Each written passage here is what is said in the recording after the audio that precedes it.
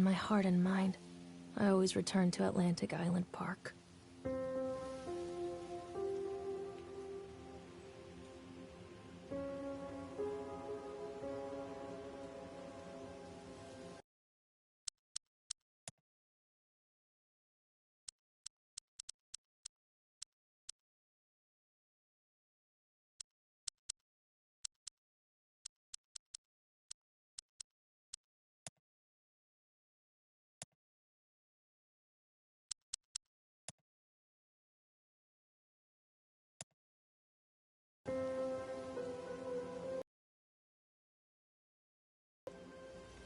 I haven't seen Mr. Bear, Callum.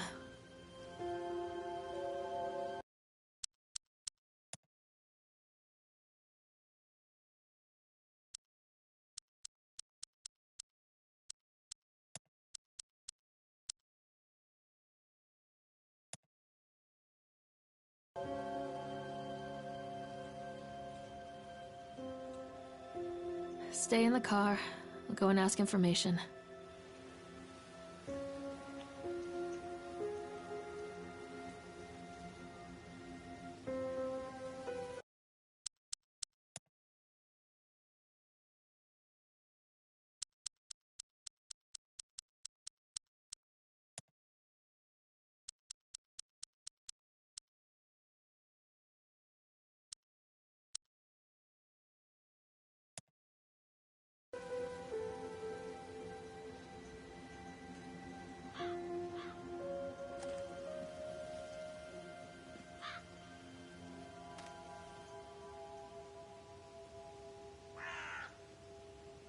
Attention, patrons. The park is now closed.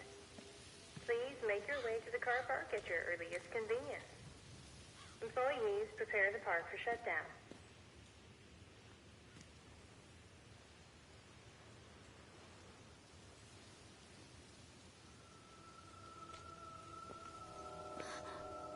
What?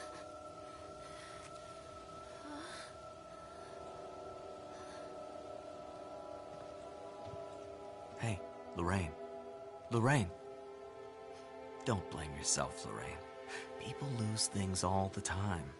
Take a deep breath and think about the last place you saw your son's teddy bear. Hey, stop! I think your boy just ran into the park. I'll unlock the gates for you.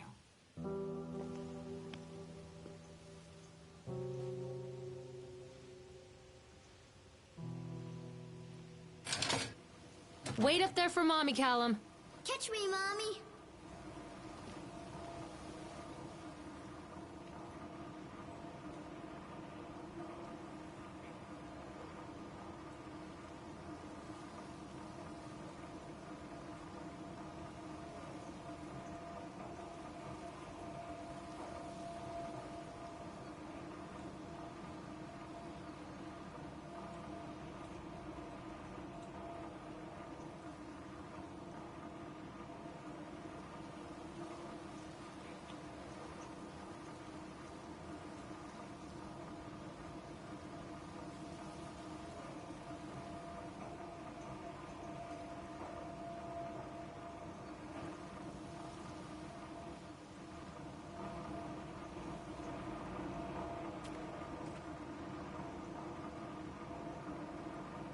There's something special about the entrance to an amusement park.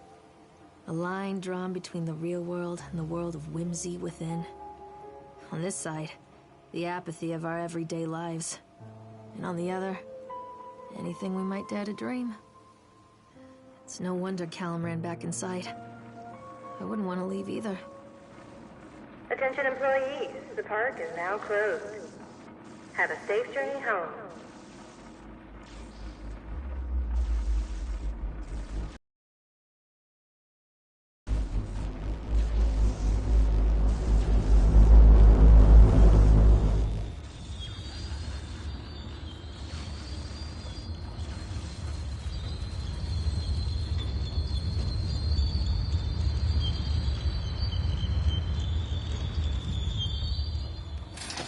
Oh God. The park. What happened here? It's easy to get lost here.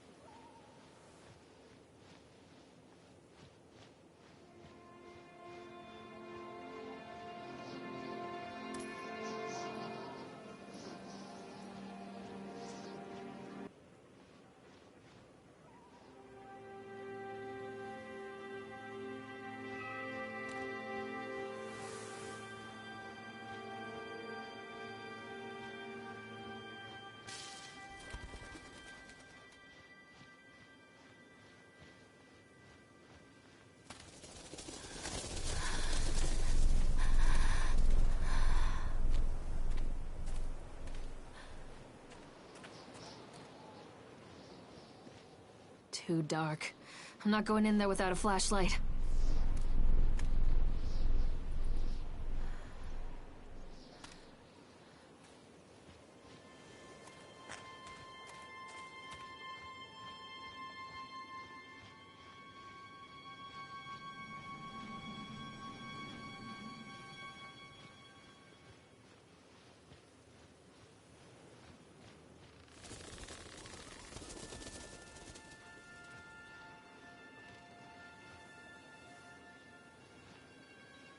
I think this belongs to Callum.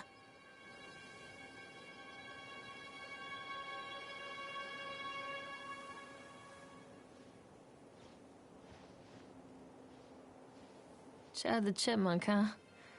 Just a drunk guy in a suit.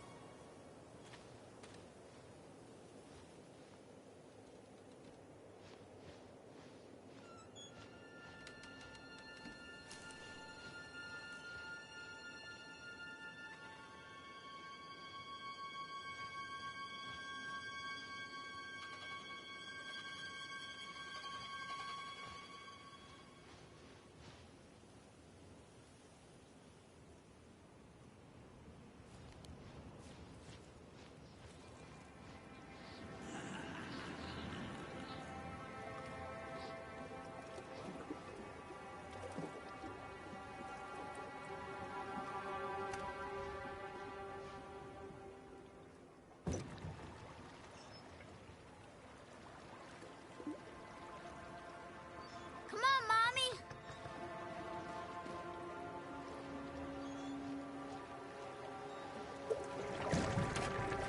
Callum, stay where you are!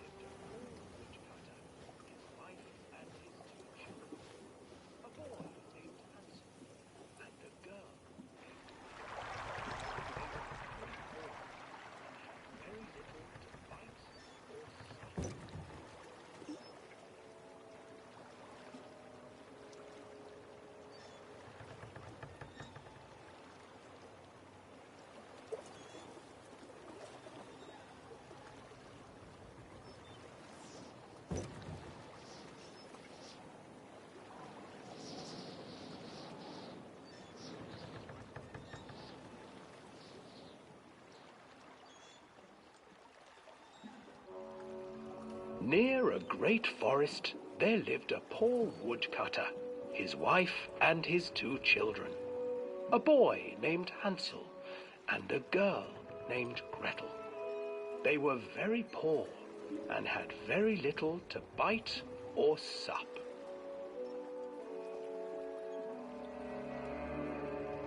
"What will become of us?"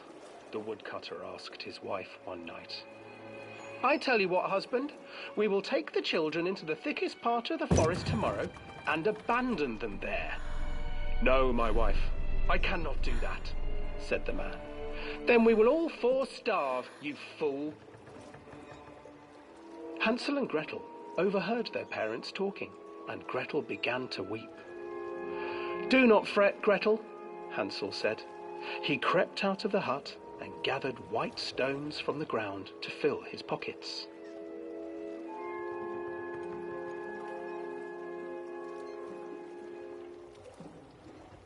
The next morning, the woodcutter leads the children into the forest.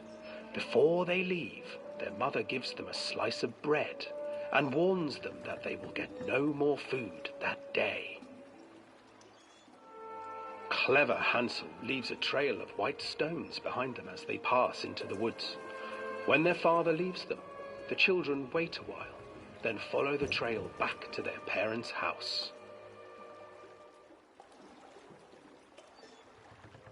After receiving a thorough scolding from their parents for getting lost in the woods, the children are sent to bed without any supper. Hansel tried to sneak out and collect more white stones, but found that the door was locked. "Tomorrow I will take them into the woods myself," the wife told the woodcutter. In the morning, their mother gave them a slice of bread and led them deep into the forest once again.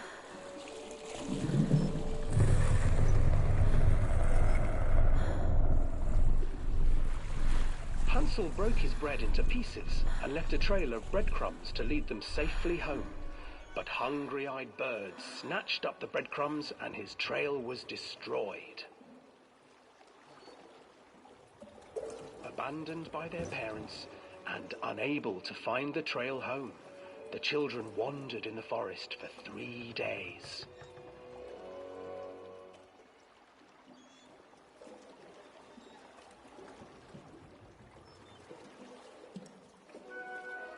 The children stumbled into a clearing with an exceedingly strange house.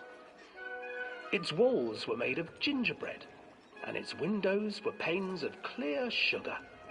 Hansel, desperately hungry, ran forward and began to nibble on the walls.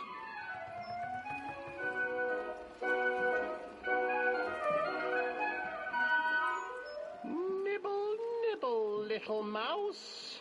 Who is nibbling at my house?" An old woman emerged from the house, sniffing the air and peering around with cloudy eyes. "Oh, you dear children, who brought you here? Just come in and stay with me. No harm will come to you." But Hansel and Gretel stayed back, for the old woman reminded them of their cruel mother. "Come, children, don't be afraid. I have something for you." The old woman offered them 2 enormous lollipops. The children took them and began to eat. "You see, nothing to fear here. Come inside," the old woman urged, and the children, still licking their sweets, followed.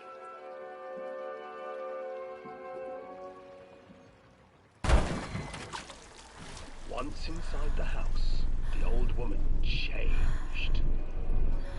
She stuffed Hansel into a cage and put Gretel to work, sweeping and cleaning her hut. "Your brother will make a good mouthful," the old witch told Gretel. "Once he is fattened up, I shall feast upon him."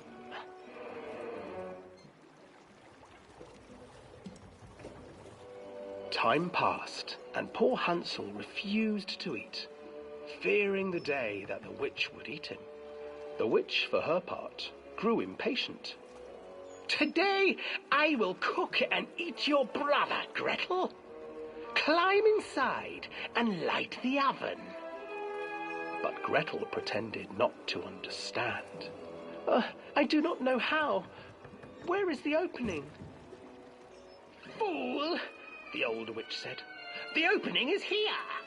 And she moved to show Gretel. Seizing her courage, brave Gretel gave the witch a shove, and the old crone tumbled forward into the oven. Gretel slid a large iron bolt over the door to the oven. Gretel freed her brother Hansel, and together they lit a fire beneath the oven.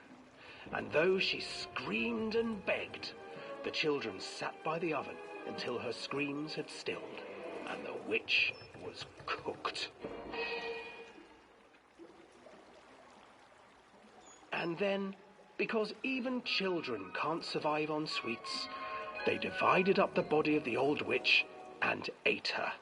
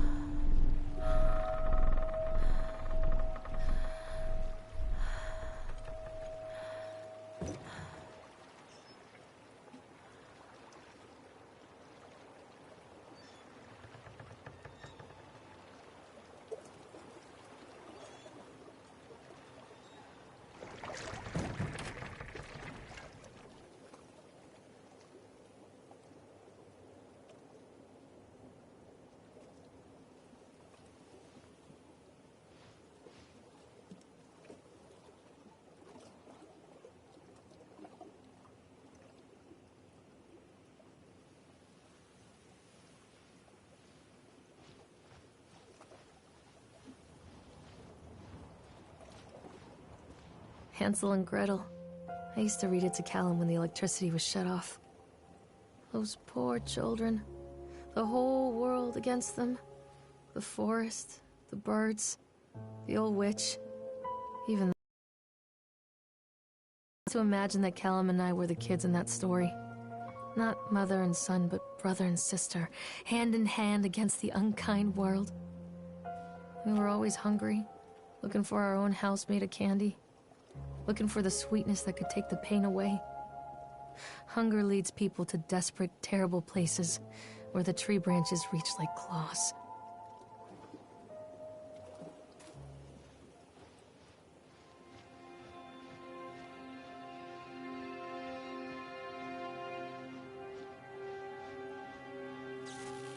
Another accident. This place.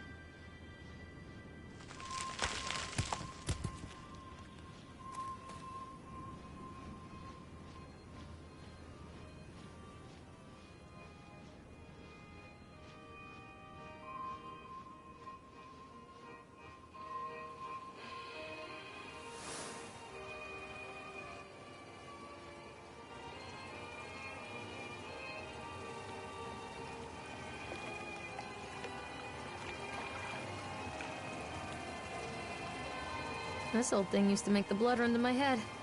Make me dizzy. The guy just snapped.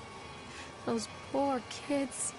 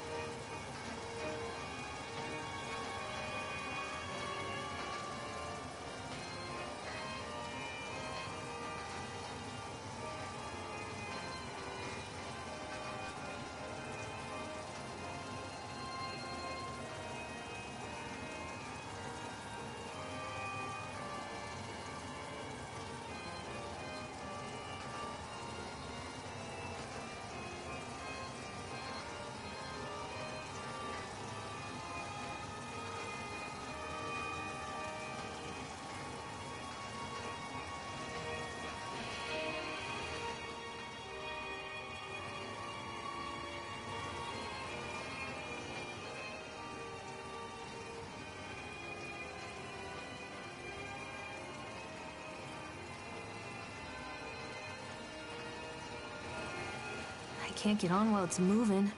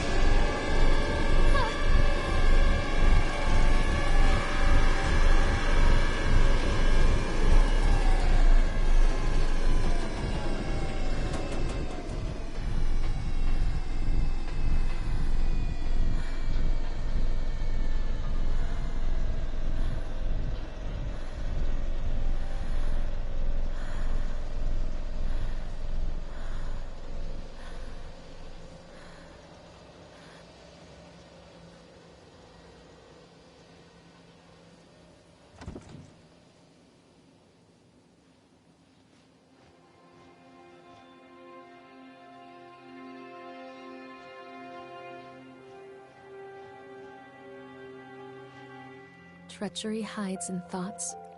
Treachery that lashes like a whip and scars our insides. The first time I saw Callum, my thoughts betrayed me. I looked down at this wrinkled, red, bawling thing and I thought, is that it? We build our world from expectations, and the world that I had built for Callum was no different. He was so real, so there, and so far from my expectations.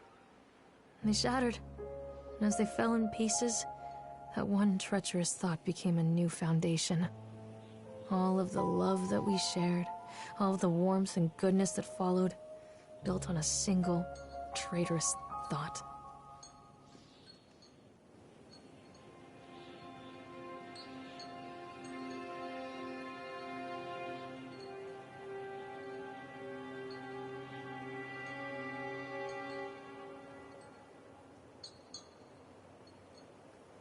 Come out, sweetie!